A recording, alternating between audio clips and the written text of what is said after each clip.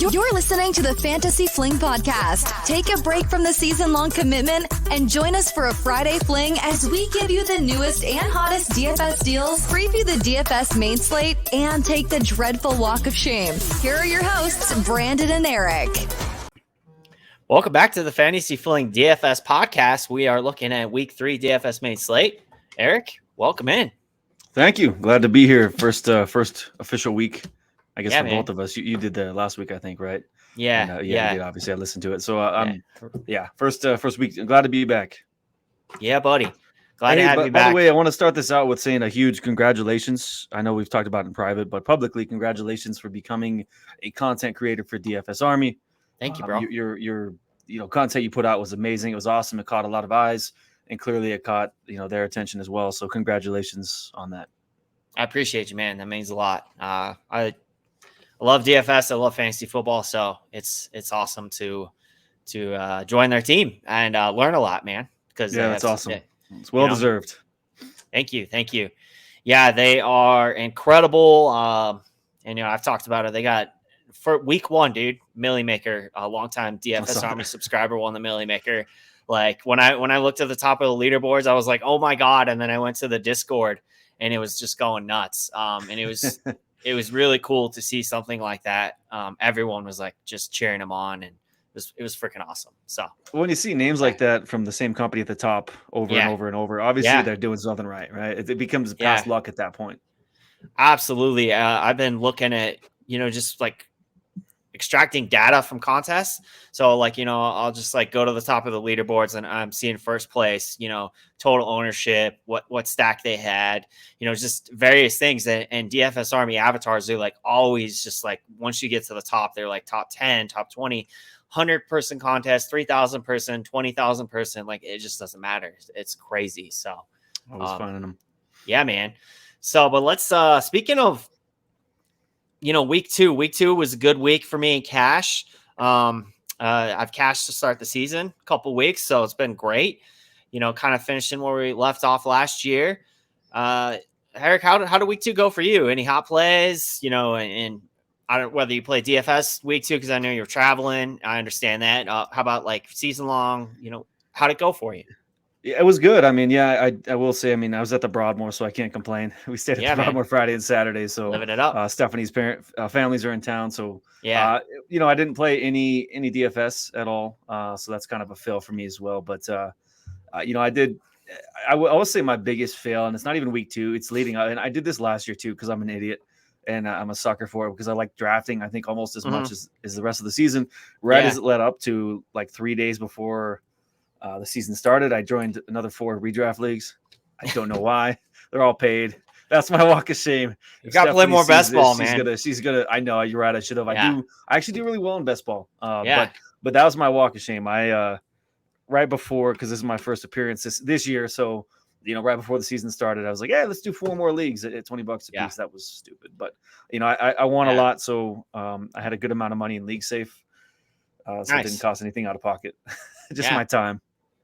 Hey man, I get it. Honestly, I'm the opposite. I've downsized. I'm only in 2 leagues. I'm in both leagues. I'm with you now, but I'm doing best ball, and then I'm so unbelievably busy during the season now with just DFS. I mean, I was before, but now it's just I'm glad I'm only in 2 leagues because all the other leagues would suffer.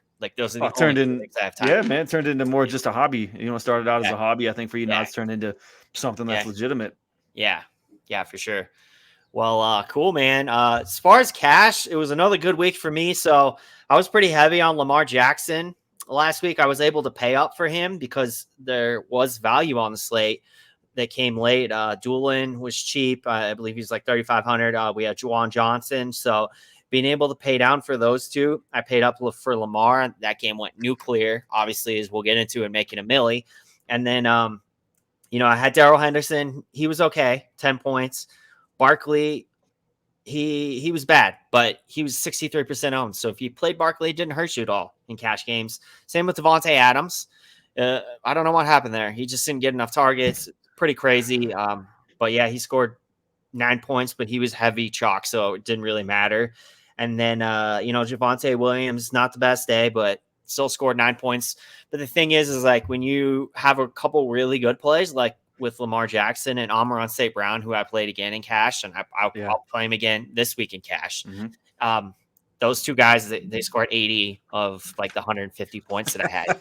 So that's nice. All you need is like modest performances from the rest of your guys, and you hit that 150 points to cash and double ups. So it was a good week. I'll take that one play from Lamar almost made up his whole week already. Yeah. I mean, that 175-yard run, that's you see that, it's like, all right, well, that was a pretty good game.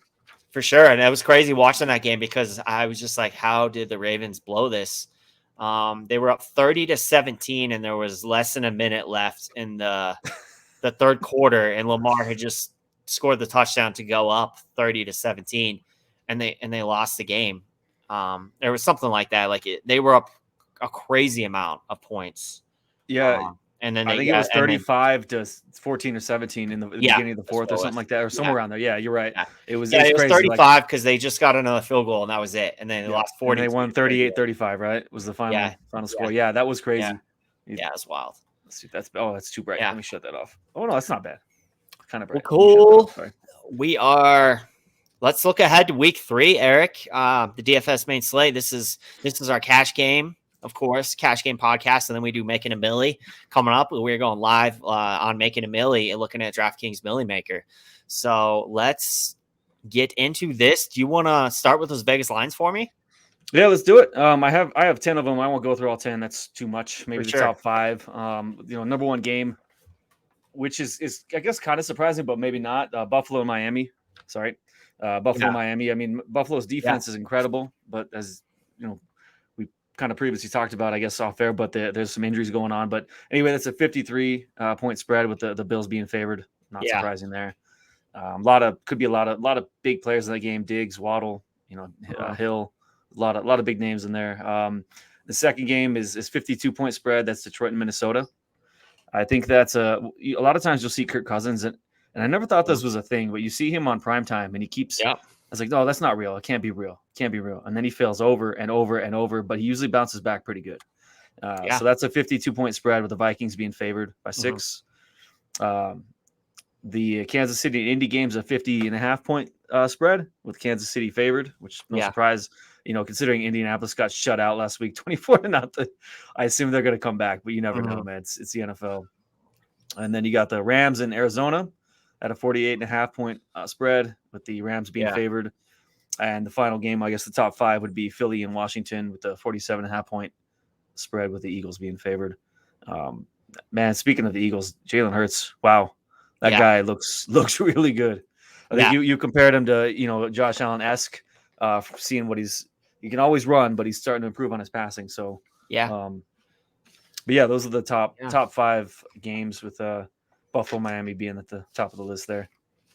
For sure, yeah, and it's kind of funny because as we were talking about off air earlier, Josh Allen he had so many red flags coming out. Really, he wasn't the perfect by any means. Like it's almost crazy to think that Baker Mayfield and Sam Darnold went before him, and Josh Rosen. Like people were saying that Josh Rosen was the most pro-ready quarterback out of all of them. And Josh Allen, he ended up going after Mayfield, after Darnold. And you think about it now, it's like, what was everyone thinking? Because all you know is what he turned into. They stuck with him. They built the offense around him, and he was incredible. But it doesn't always work out that way. A lot of times guys end up being busts that have as many accuracy issues as he had. He had the big arm and the athleticism. Right. But the big arm thing is like a killer, right? It's like Jay Cutler. The big arm guy. Yeah. It can be awesome. It can also be a detriment. Brock Osweiler, Paxton Lynch, like a lot of guys have big arms. Cutler, as you mentioned, and Jamarcus Russell, like it goes on and on. So is what it is. But let's take a look. Let's not talk about Jamarcus Russell. No, I know. I mentioned 2 Broncos busts. So I had to throw a Raiders one in there. No, it's fine. I'm kidding. That was brutal. Yeah, exactly. All right. Well, I'm gonna share my screen real quick because this is part of my cash games. Let's see. Yeah, we're gonna do straight. This is part of my cash shell piece on it. Sorry.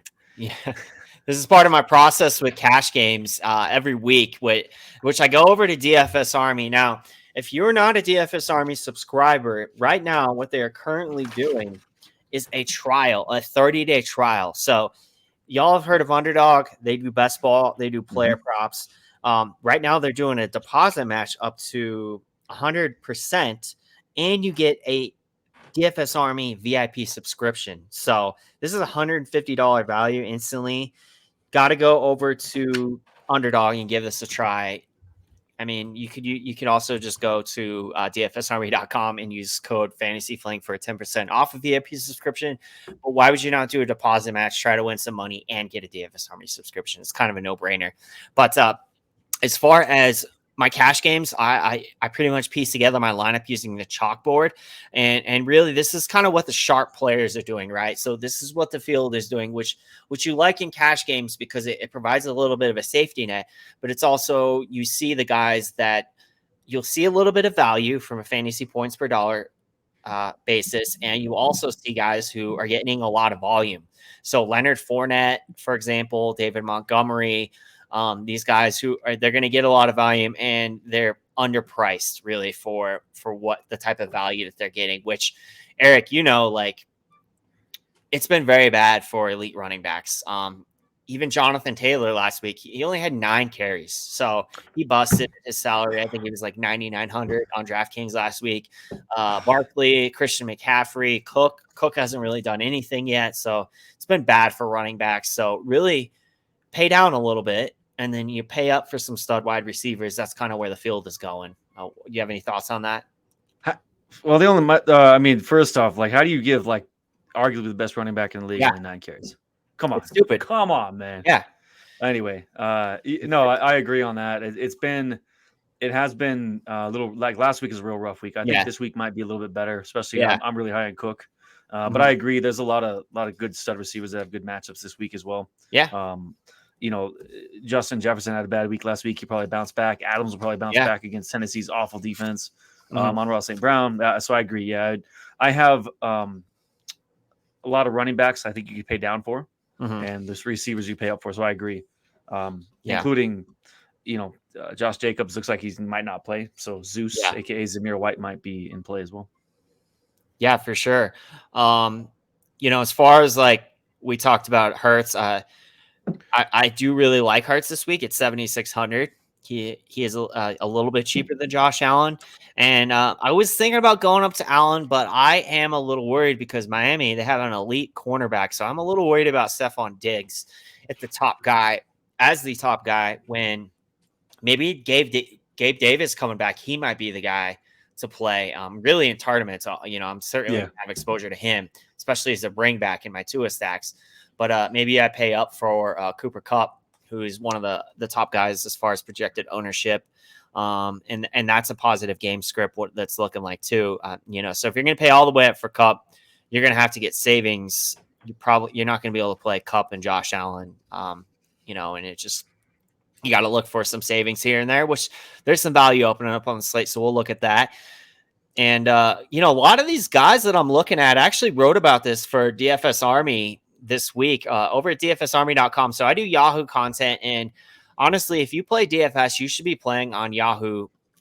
Several reasons. They do a lot of overlay. So in their tournaments, you have a much better chance of not only winning, hitting the cash line, but winning the tournament, because a lot of times you'll have a tournament that's like 30,000 people, and it may be only 20,000 fill, but it's a guaranteed prize pool. So the 10,000 people that you had to beat out at the bottom, it doesn't matter. They're gone, but the prize pool stays the same. So that's you want to play with overlays, also softer pricing, so you can exploit pricing, and it's just kind of a softer playing field. So I've been doing content for DFS Army over there. And we also have Yahoo in the domination station and the optimizer. So our process just got simplified that much more. We're not hand building lineups for Yahoo anymore.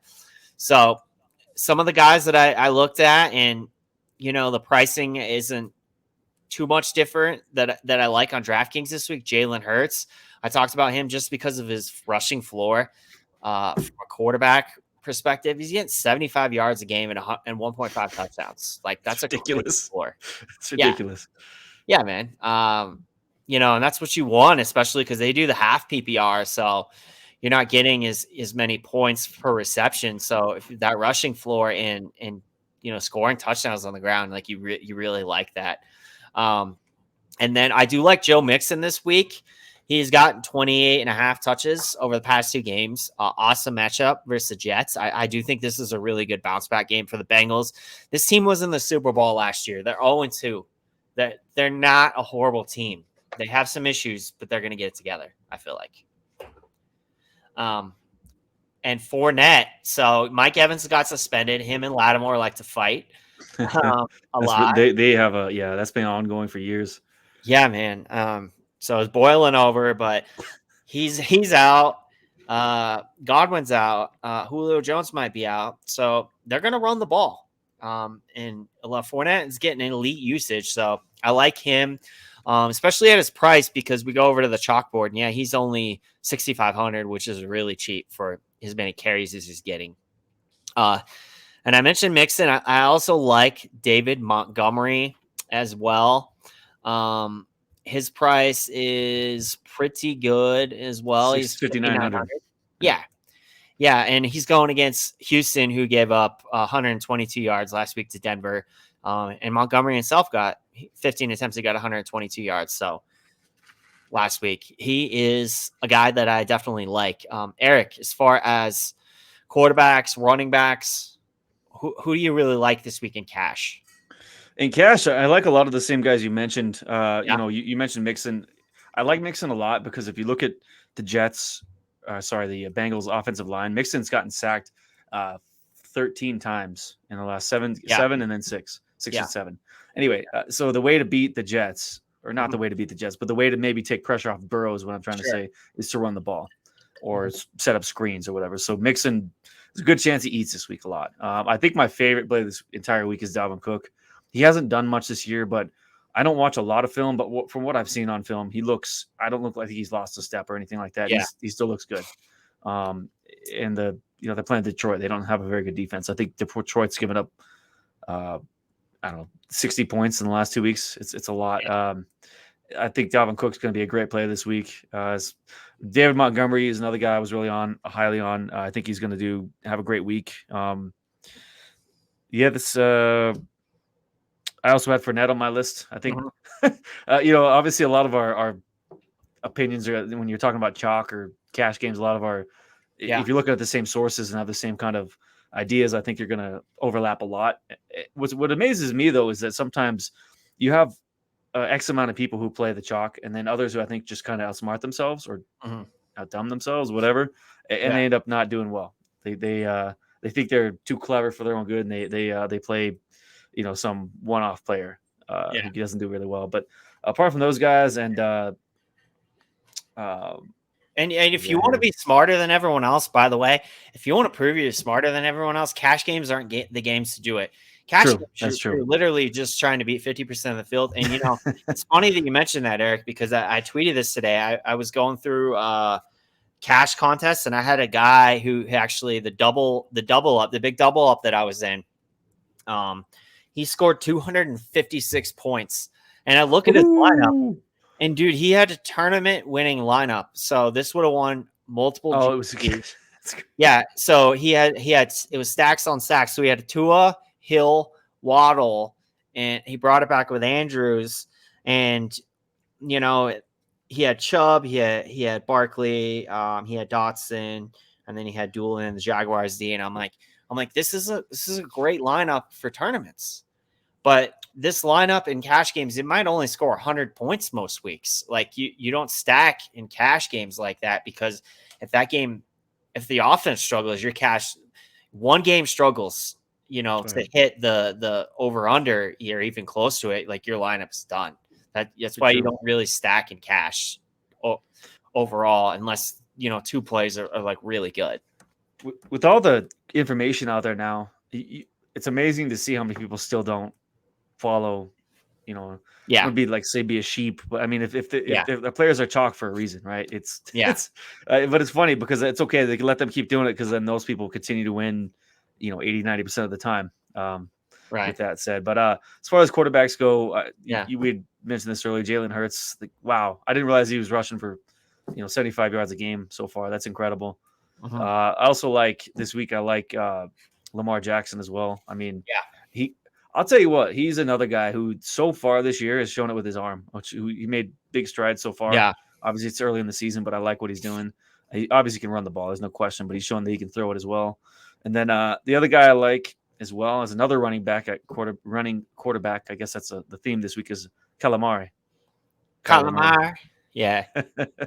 I like three of those guys this week a lot. I like Cousins a lot as well. His ownership percentage puts him somewhere in the middle, I think, between cash and GPP. But as mentioned, he kind of seems to bounce back pretty well from really bad performances. Yeah, absolutely. In that game, it's funny because I was listening to a podcast earlier today, some DFS pros, and I'm kind of surprised because that game, a lot of people were thinking the field was going to be on it, but I'm just not seeing it in the ownership projections. Cousins. Which game? I'm sorry. The Minnesota Detroit. Oh, gotcha. Cousins 9%. They were saying, and Goff, because on Yahoo he's like my cash game lock for the week because he is So I don't know what Yahoo is doing, but Goff literally is priced with backup quarterbacks on Yahoo. He's $20. All the starters, the cheapest starter is $22 because they do a $200 salary cap, and Goff is $20 literally with all the backups, the Trevor Simeons and the Teddy Bridgewaters. And I'm like, do they know he's a starter? He's a starter. He's also 10th in scoring in half PPR, and it's the highest projected game on the slate. So yeah, I want a lot of Goff over on Yahoo with stacks. And I'm looking at it right now, the domination station, he's only projected 4% ownership, which is crazy to me. So, I'm with people. If this game was going to be chalk, I would avoid it, but it's not. So it's surprising because it's the second highest slated, score, second highest spread or over, it's 52 points is what is projected. So, I think what the Detroit has done is given like Dan Campbell, they've done a good job of giving Goff a lot of good weapons. I mean, they've started running backs, bringing DJ Chark. Yeah, they set him up to succeed. And when Jameson Williams comes out of, he was on the pup, whatever, but when he comes out, I mean, he's another weapon. So yeah, Goff is cheap and good. I think he's even pretty cheap on DraftKings as well, isn't he? I'm trying to look at his. I was looking at the Dom station and Goff. He's there he is, 5,800. Yeah, he's still cheap. Low ownership. All things considered. Yeah. It'll be interesting to monitor that. So let's go to wide receivers. Now, I mentioned Cooper Kupp early. I probably will play him he's got a 30% target share, which is still crazy. Ridiculous. And he's so shifty. It makes people miss. Like, he's just really good. And Stafford, it took Stafford to bring it out, really. This is that type of quarterback to bring it out to him. Bring it out in him. He's really good. And, like I said, Stephon Diggs, I do like Diggs. I think you could play him. He's not unplayable in cash because his target share is really high. He had 38% last week. And elite receivers, they can beat really good cornerbacks, especially if you have the quarterback who can throw, the ball and put it in the perfect spot. So that game, if it shoots out specifically, he can definitely hit value, and he doesn't have to do a whole lot. And if the field's going to be on him, which as of right now, he's 17% owned, he's the highest priced wide receiver. Yeah, he'll play Goff. Stephon Diggs. Looks like I lost Eric. Hopefully Eric will be back in a few minutes. But we're going to keep going with this, and then we're going to get out here and do Making a Millie. So I am all about Cooper Kupp this week. Amon St. Brown. I might change it off of Kupp and, maybe play Diggs or whatnot. I'm going to tinker with it a little bit. Maybe I get up to Josh Allen, so I don't play Kupp and blah, blah, blah. I'm playing Amon St. Brown. There's just no way that I'm not playing him. His target share has been too good. and he's just been absolutely incredible. So Amon St. Brown will be who I will be playing this week. He continues to, his price continues to rise, but really, like, this is where it should have been for a while. Like, he was incredible last year, and he picked up right where he left off. So with he's getting elite usage, like 30% target share. You just can't not play Amon St. Brown. As far as tight ends, let's take a look here. You do have Travis Kelce back on the slate, but he's, surprisingly enough, he's not looking to be the chalk this week at tight end. He's priced up. He's 7,900. Tyler Higbee, he's been getting a lot of targets. I believe he got like about 10 targets the past 2 weeks. He's 4,500. Irv Smith, 3,100. I believe, he's about the same as he was last week, but he got a lot of targets, and really he should have smashed on Monday night. But he had a big drop that really would have been an easily 64-yard touchdown. But nonetheless, they seem to want to continue to target him. I do worry a little bit about Irv Smith just because he had so many opportunities, and he really didn't do a whole lot with him. And this is a team. I mean, that was in a loss. So maybe they might lean more heavily on Dalvin Cook and Justin Jefferson. So he might see a reduction in targets. So that worries me a little bit. If I pay down further than that, Juwan Johnson certainly has consideration at the tight end position. As I kind of mentioned, Tyler Higbee, I would be all over Tyler Higbee, at his price, and specifically in like game stacks, but in cash games, we'll see if I get there, because he is priced a little bit higher than Irv Smith.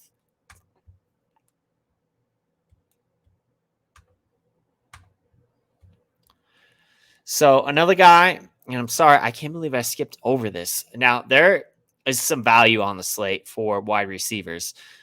Curtis Samuel, DFS Army Geek talks about it. He's been like a cheat code. Like, I just don't know what is going on with his pricing. He's been really, really reasonably priced for his production. So he's only 5,100 on DraftKings. He's got 13 projected points, 10% projected ownership. I like him. Russell Gage, I would have some cash consideration for Gage if he plays, but I think there's a lot of different ways you can go with Tampa's offense. You can play Perriman, you can play Gage, so on and so forth. It looks like Eric's back. Hey! My bad. You're back. So, You're back. Yeah. I always know when it gets quiet. I go back to when I'm like looking through stuff, and I go back to StreamYard, and I'm like, yeah, Eric's gone. So yeah, I have kids or a kid, and it got disconnected accidentally. I'm sorry. Hey, by the way, I meant to say this before I forget.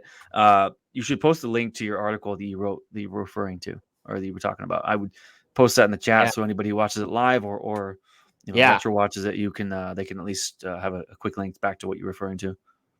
Yeah, absolutely. And also give me a follow on Twitter at Fantasy Fling if you are not, which I just reposted that a little while ago on Twitter. So absolutely. Thanks for mentioning that. And in fact, when we're going to go live here in a minute on Making a Millie, and I will post my Millie Maker review that I do every week on DFS Army as well. So sorry about that. My apologies. At least I remembered to plug in my laptop this time. Yeah.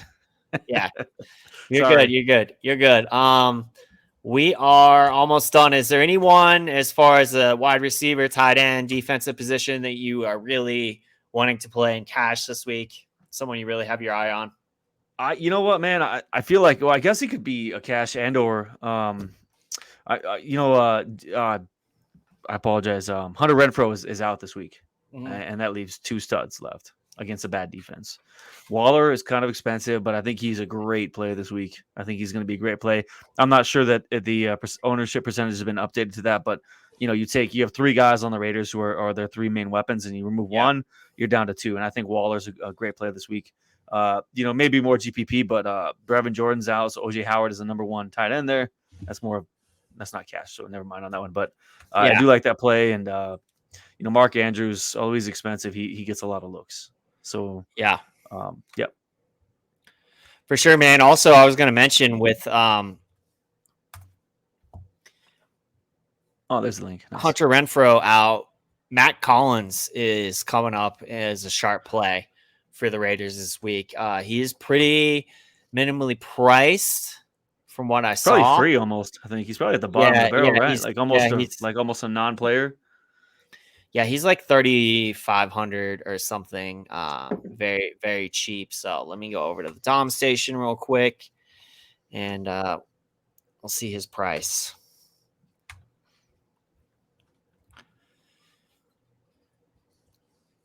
So wide receivers, and really all you have to do when you go to the Dom station, you click top fantasy points per dollar players, and you'll have a lot of these guys pop up. Jacoby Myers is actually looking well this week. And then let's see, Matt Collins. Yeah, Matt Collins. Oh, this is Yahoo. That's why. Yeah, he's 30. No, he's 3,300. So yeah, Matt Collins is really cheap. And DFS Army, they update the projections normally like Saturday night. So by the time I roll in on Sunday morning real early, I'm sure he'll have made his way up the chalkboard as kind of a sharp play with Hunter Renfrow being out. Just because he's so cheap, it doesn't have to do much to hit value. True. So, yeah. Well, as far as defenses, Carolina Panthers, they are pretty cheap. They're 2,600. I believe. What are the Bengals priced at this week? Bengals are probably going to be pretty cheap too. They're one of the cheap options, and also the Raiders. Yes, I was going to say that. Yeah, they're going against Tennessee, who Tannehill seems lost without AJ Brown. Yeah, he does, and also so he's had protection issues, and granted it was the Bills, but he doesn't have AJ Brown there anymore, who's this big physical receiver, and the offensive line hasn't been doing very well, and also they just lost their left tackle for the season. So I do like that play, Eric. I believe that's a good play. The Panthers, Jacksonville might be another good one too. If Herbert's out, Jacksonville might be on the docket with Chase Daniel playing. Yeah, I agree. I think Herbert's going to play, but 2,300 even cheaper. Yeah, but if he's out for sure, the Patriots coming in 2,500. There's not a lot of value. They seem to be better at pricing up defenses this year. There's no sometimes you can get like $2,200 defenses at a really good price, but that doesn't seem to be the case this year. Well, the last thing to add to that, even if Herbert plays, if you watched his last game, there was a point where he was running the ball and he went to throw it and he literally couldn't lift his arm up because his ribs hurt so bad. If he takes one really big hit, and I never wish injury on anybody. If he takes one big hit to the ribs, that might be, that's a big spot where quarterbacks are hit. You can't just say count on injury, but if it's already aggravated, Jags we'll see if he plays or not. But if he doesn't play, I'd play the Jags. Weird as that is to say. I agree. I agree with that for sure. Well, Eric, I think that's going to do it for the week 3 DFS main slate cash game. We're gonna wrap this up real quick, and then we're gonna do making a millie. So we will be going live. We'll see y'all. Stay tuned. Stay with us. Be sure to like, comment, subscribe. And also, if you are a subscriber, hit that notification button so that you never miss when we go live. Fantasy Fling podcast on YouTube. So y'all good luck this week, and we will see you coming up on Making a Millie. Appreciate you. Thank you.